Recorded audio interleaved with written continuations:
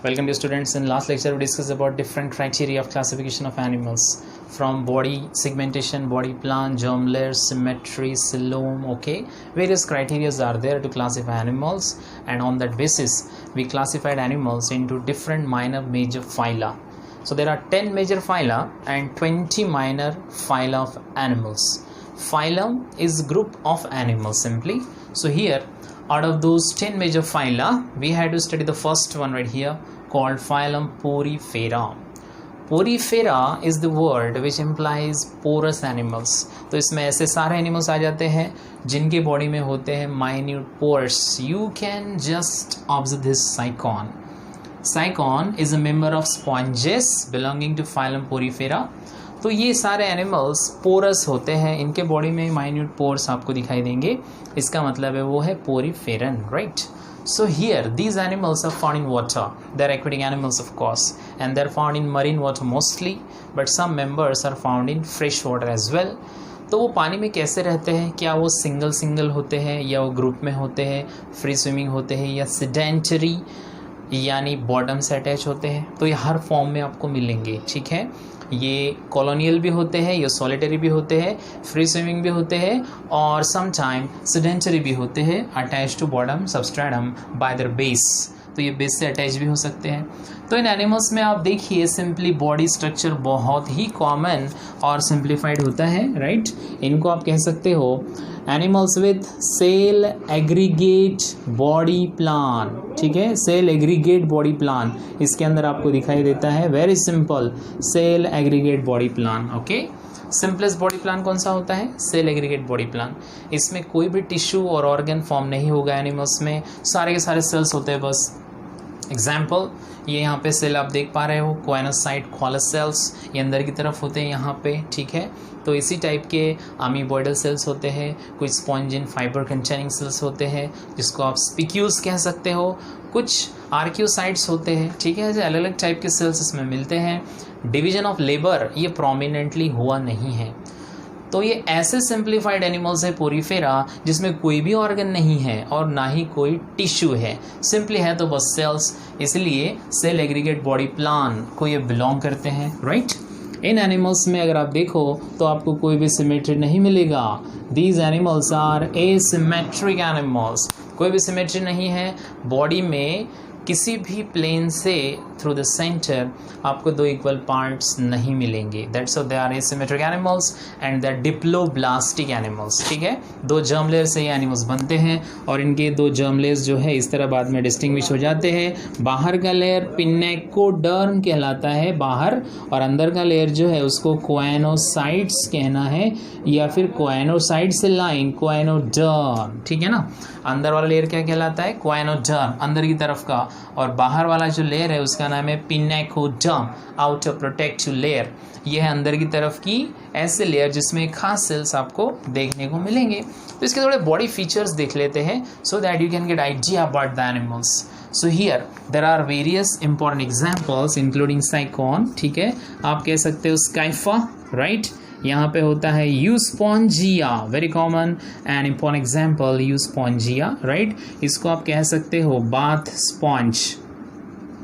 इसको क्या कहा जाता है? Bath sponge, euspongia. Another important example is euplectella, ठीक है. यूप्लेक्टिला ये भी बहुत ही कॉमन एग्जाम्पल है. इसको आप कह सकते हो वीनस फ्लावर बास्केट, ओके, ऐसा इसको कॉमनली कहा जाता है. तो ये सारे एग्जाम्पल्स जो है आपके सामने ये पोरीफेरा के एग्जाम्पल्स है, और इन सब में एक कॉमन फीचर है, इनका बॉडी पूरी तरह पोरस होता है, having lot of pores on their body and those pores are called ostia. इन पोर्स को एक खास नाम आपने देना है. These pores are said to be ostia, right. ये देखा आपने ऑस्टिया, ये ऑस्टिया वही है जहाँ से पानी बॉडी के अंदर इंटर होता है. So water enter into the body through ostia and there is a cavity in those animals called spongocoel. Sponges की कैविटी का क्या नाम होता है? Spongocoel, right. The cavity in sponges is called central cavity called spongocoel. So water enter through ostia into ostia से पानी आएगा तो स्पॉन्जोसील में आएगा, और स्पॉन्जोसील में पानी आने के बाद ओके पानी के साथ फूड भी तो आएगा ऑफ कोर्स. और उनका फूड होता क्या है? They feed on detritus matter present in water bodies, ठीक है. तो जो भी पानी अंदर आएगा उसमें जो फूड है उस फूड को एब्जॉर्ब और डाइजेस्ट करेंगे खास टाइप के सेल्स, फ्लैजिलेटेड सेल्स, जो यहाँ पे हाईलाइट करके दिखाए गए आपके लिए, और यह है choanocytes, they are called collar cells. इसका काम है digestion, okay. Plus water current produce करता है इसका फ्लैजिला, ओके।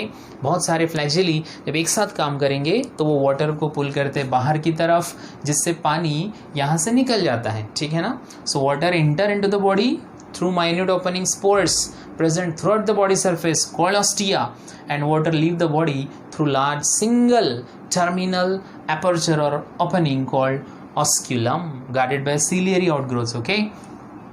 यहाँ से पानी इंटर नहीं होता है, ठीक है, यहाँ से पानी बाहर जाता है। So water enter through ostia in the body, in the we can say cavity called spongocoel, और स्पॉन्जोसील से पानी बाहर जाता है through osculum, right. Water enter through ostia into spongocoel where digestion occurs. तो यहाँ जो भी डेट्रिटस मैटर है उसको वो डाइजेस्ट करेंगे और वेस्ट यहीं पे ऐड कर दिए जाएंगे। इसका मतलब एक्सक्रीशन भी यहीं से होगा, राइट। यहाँ से एक्सक्रीशन होगा वाटर के साथ, आप देख सकते हो। तो ऑस्क्यूला में एक सिंगल लार्ज ओपनिंग है और ऑस्टिया छोटे छोटे बहुत सारे ओपनिंग्स हैं। स्पेशल सेल है यहाँ पे क्वानोसाइट। इसी तरह अदर सेल्स भी होते हैं लाइक अमीबॉइडल सेल्स जो इंटरनल ट्रांसपोर्ट का काम करते हैं। कुछ सेल्स ऐसे होते हैं जो यहाँ पे खास प्रोटेक्शन का काम करेंगे, वो बने होते हैं कैल्शियम कार्बोनेट से, ठीक है। कैल्शियम कार्बोनेट से बने हुए कुछ खास सेल्स यहाँ पे रहते हैं, या फिर वो सिलिका से बनाए जाते हैं और उनका नाम होता है स्पिक्यूल्स, ठीक है। ये खास स्पिक्यूल्स यहाँ पे होते हैं जिसको आप स्पॉन्जीन फाइबर से भी पहचान सकते हो, स्पॉन्जीन फाइबर्स, राइट। तो ये स्पॉन्जिन फाइबर से भी बने हो सकते हैं, या फिर वो सिलिका से बने हो सकते हैं, या फिर वो कैल्शियम डेरिवेटिव्स हो सकते हैं लाइक कैल्शियम कार्बोनेट। तो ये जो कुछ आप देख रहे हो इंटरनल स्केलेटन होता है, सपोर्ट होता है, क्योंकि वाटर करंट से इनको थोड़ा इंजरी हो सकता है, डैमेज हो सकता है। That's how they need some little bit strength, power inside their body. तो उनका इंटरनल स्केलेटन जो है वो ये स्पिक्यूल्स ही होता है, स्पिक्यूलोब्लास्ट, स्पिक्यूलोसाइट्स या फिर सिंपल स्पिक्यूल्स और स्पॉन्जिन फाइबर्स से बने सेल्स ये उसका प्रोटेक्शन करते हैं। तो आपने देखा कि इसका डाइजेशन होता है with the help of these cells, okay. इसका पानी जो है अंदर का कंटेंट जो है और एक्सक्रीटेड वेस्ट जो है वो सब बाहर जाता है बाय कॉलर सेल्स। उनका विप्लाइक फ्लैजेला ये खास मूवमेंट करेगा, वाटर करंट क्रिएट करेगा। तो ये इसके सबसे एक्स्ट्राऑर्डिनरी सेल्स है।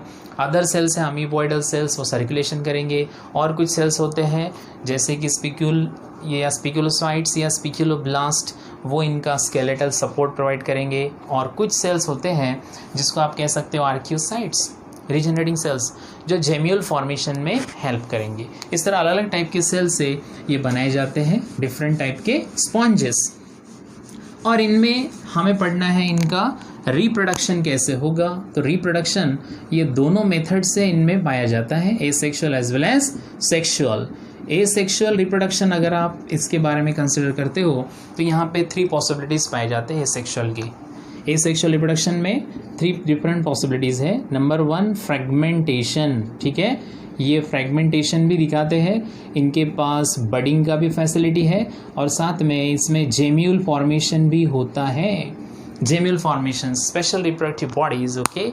Gemmule with cyst, protective cyst होता है और उसके अंदर आर्कियोसाइट्स रहते हैं जो फेवरेबल कंडीशंस आने के बाद नए एनिमल्स बना देते हैं। Very important, budding, fragmentation, gemmulation, all this things are essential for asexual reproduction, okay। In sponges and sexual reproduction as usual always occur by formation of gamete cells। तो ये gamete से होता है, स्पर्म और egg produce करते हैं जो fuse होते हैं और बनाते हैं नया स्पॉन्जेस या साइकॉन, ओके। तो सेक्सुअल रिप्रोडक्शन गैमेट से होगा, एसेक्सुअल रिप्रोडक्शन इन सब से होगा और इनमें खास पावर पोटेंशियल होता है जिसको आप कहते हो regeneration. So they can regenerate as well, तो उनके पास पावर ऑफ रीजनरेशन भी होता है, ठीक है ना। तो ये खास टाइप के एनिमल्स जो आपको सी वाटर या रिवर में भी मिल जाएंगे और बहुत ही सिंप्लीफाइड, इसमें कोई सिमेट्री नहीं है, इसमें कोई सेल एग्रीगेट नहीं हुआ है to form tissue and organ, तो सेल ग्रेड ऑर्गेनाइजेशन है, ओके। सिमेट्री भी नहीं है और ये डिप्लोब्लास्टिक होते हैं, डेट्रिटस मैटर पे फीड करते हैं। खास सेल्स इसके कॉलर सेल या क्वेनोसाइट्स होते हैं जो डाइजेशन और एक्सक्रीशन में हेल्प करते हैं, राइट। कुछ सेल्स ट्रांसपोर्ट में हेल्प करते हैं, अमीबॉइड सेल्स। कुछ स्पिक्यूल्स होते हैं जो कैल्शियम कार्बोनेट से या सिलिका से बनते हैं या स्पॉन्जिन फाइबर से बनते हैं। और कुछ खास सेल्स ये आर्कियोसाइट्स होते हैं जो जेम्यूल फॉर्मेशन में हेल्प करते हैं, राइट। ये बहुत ही सिंप्लीफाइड स्ट्रक्चर आपको दिखाया गया है यहाँ पे साइकॉन का, जिसमें ये बॉडी वॉल है उसका, ये कैविटी स्पॉन्जोसील, छोटे छोटे ओपनिंग्स है ऑस्टिया, और लार्ज अपाइकल ओपनिंग है ऑस्क्यूला, ठीक है ना। तो ये रहे सबसे सिंपलेस्ट एनिमल जिसका नाम है Porifera due to special characteristic features pores on their body, right. तो आप समझ गए होंगे पहले फाइलम के बारे में।